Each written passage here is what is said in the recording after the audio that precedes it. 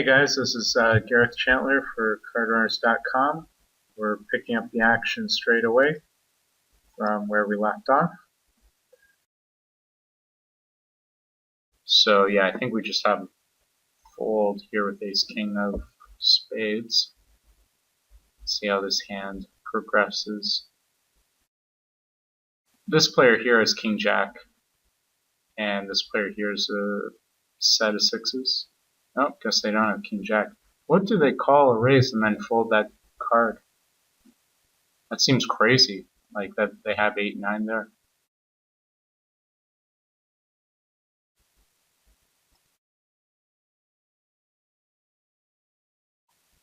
This is a flop where we have nothing a lot, but queen jack is not high up in the nothings. It's a pretty bad nothing, so feel fine folding there.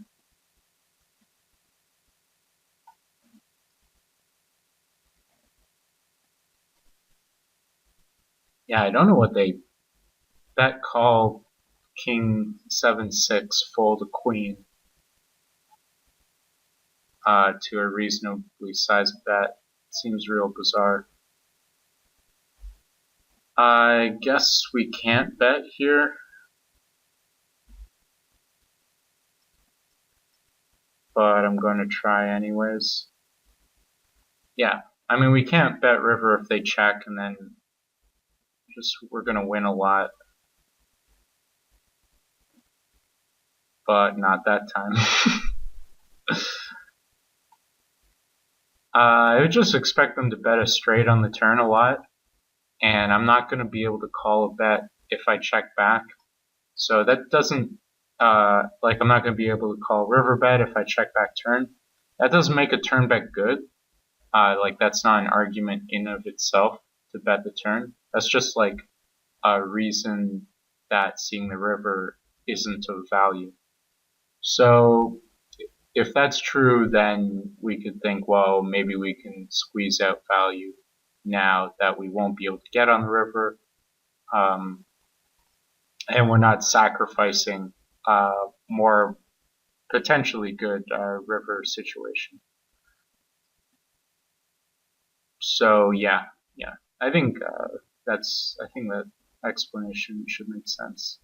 Whether it's right or not is another thing entirely. But what I was saying before about you guys thinking about spots where you can apply that. There's a lot of situations actually. I know it's a reasonably large tangent, but in tournaments where that while I'm not pressing the fold button, logic can be applied and is not applied.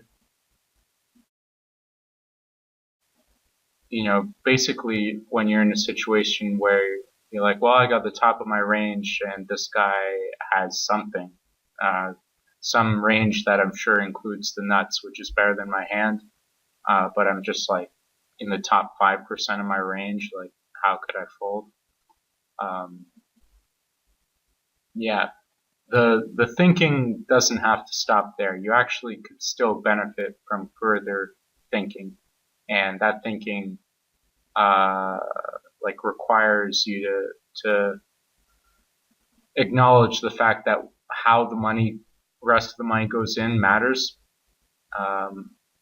So just because you've determined that you can't prevent the money from going in, how the last $17 goes in, whether it's on the turn or the river, that will actually affect your expected value, the expected value of continuing. They're not identical, even if the money goes in just all the time. So I don't want to bluff 10x, and I don't want to call with that if I'm making a video talking about playing solid.